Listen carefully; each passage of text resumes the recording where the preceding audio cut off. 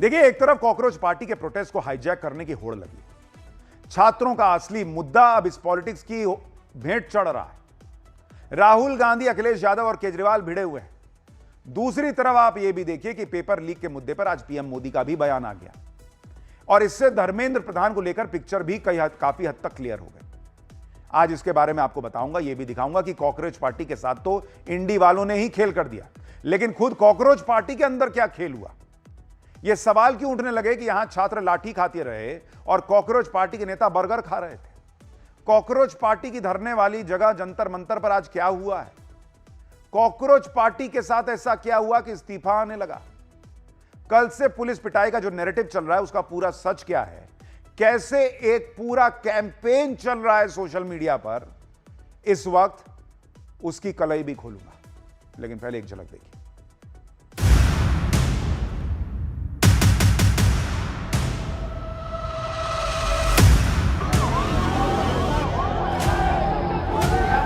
और एक नैरेटिव चला गया कि सौरव और आशुतोष ग्राउंड पर नहीं है। इनको जेपी नड्डा के घर पर हाउस अरेस्ट करके रखा था। धर्मेंद्र प्रधान का टाइम हो गया है, उनको जाना तो पड़ेगा ही।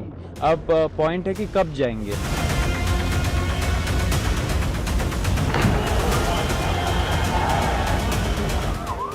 डेढ़ महीना हो गया इसमें मुझे लगे हुए, एक पैसे का मैं काम नहीं करता। कुछ कह नहीं सकते हैं, सारे स्टूडेंट उसमें असामाजिक तत्व भी हो सकते हैं और स्टूडेंट भी थे और वैसे भी लग रहे थे असामाजिक तत्व भी लग रहे थे।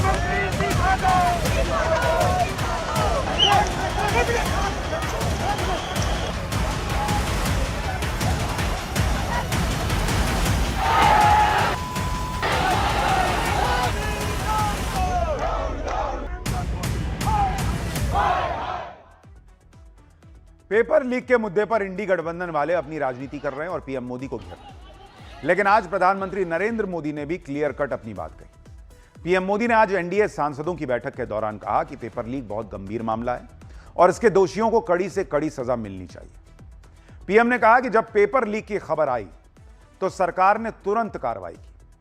पेपर लीक के 13 आरोपियों को गिरफ्तार करके जेल में डाला गया। छात्रों का भविष्य खराब ना हो इसलिए री एग्जाम को प्राथमिकता दी गई। नीट री एग्जाम को सफलतापूर्वक आयोजित कर रिजल्ट जारी किया गया। आगे दोबारा पेपर लीक ना हो इसके लिए सख्ती से कदम उठाए गए हैं।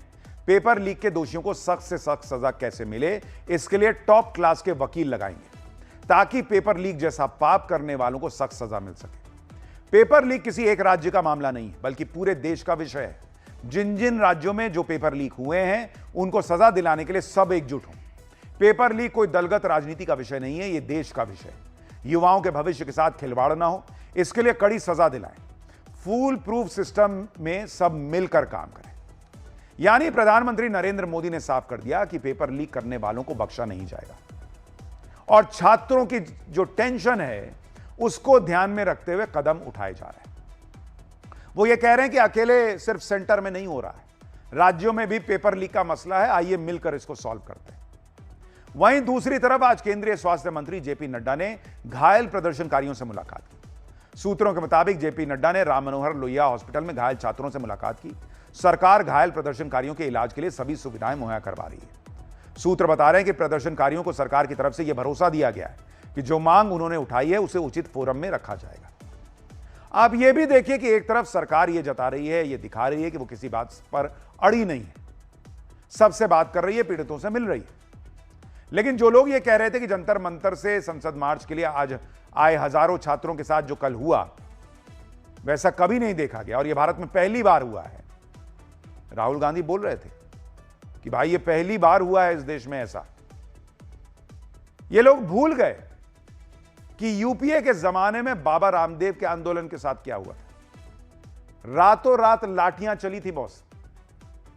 इसी तरह से निर्भया केस की तस्वीरें आपको दिखा रहा हूं। उस वक्त जब वहां पर लोग सड़क पर आ गए थे, छात्र सड़क पर आ गए थे न्याय मांगने के लिए, ठंड के दिन थे बॉस, और उनके प्रदर्शन के दौरान किस तरह से बर्बरता हुई थी, वाटर कैनन जो है उन पे चला था, पुलिस की जो बर्बरता थी उसकी तस्वीरें आपको याद दिला रहा हूं। ये 2012 की तस्वीरें हैं। राहुल गांधी भूल गए, कह रहे हैं कि देश में जो है ऐसा कभी हुआ ही नहीं। ये प्रदर्शन यूपीए सरकार के दौर में हुए थे, तब यूपीए का राज था। उस समय बाबा रामदेव से लेकर निर्भया प्रोटेस्ट पर क्या कहा गया था वो भी आपको याद दिलाता हूं। आपको याद होगा बाबा रामदेव जब ब्लैक मनी को लेकर प्रोटेस्ट कर रहे थे, उस वक्त क्या हुआ था?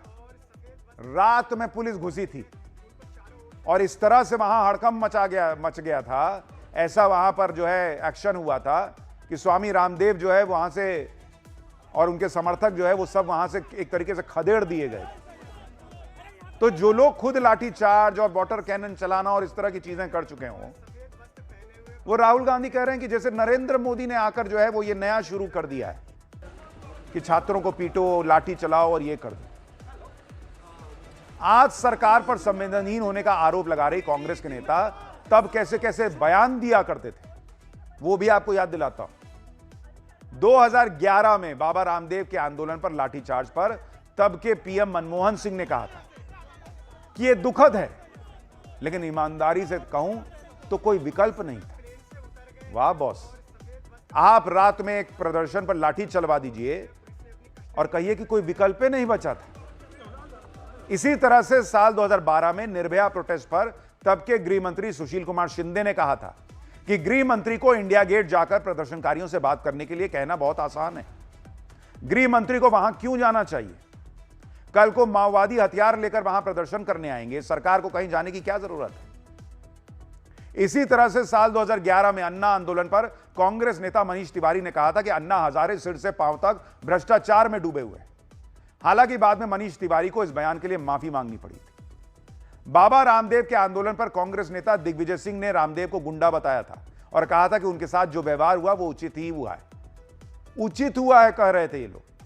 जबकि निर्भया आंदोलन पर तब के कांग्रेस सांसद अभिजीत मुखर्जी ने कहा था कि प्रदर्शन में शामिल महिलाएं बहुत ही डेंट पेंट करके आई थी। वहीं निर्भया आंदोलन पर तत्कालीन आंध्र प्रदेश कांग्रेस के अध्यक्ष ने कहा था कि महिलाओं को रात में बाहर क्यों निकलना चाहिए।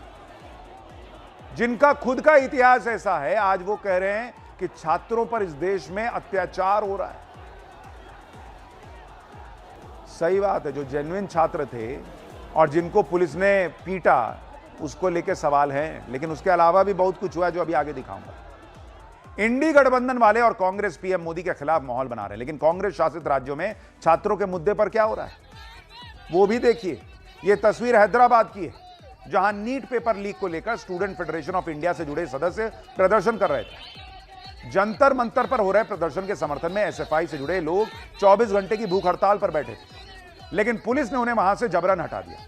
प्रदर्शनकारियों को कांग्रेस शासित राज्य की पुलिस ने उठाकर वहां से खदेड़ दिया। 20 लोगों को हिरासत में लिया। तब आपके राज्य में हो रहा है तो ठीक है, और यहां छात्र संसद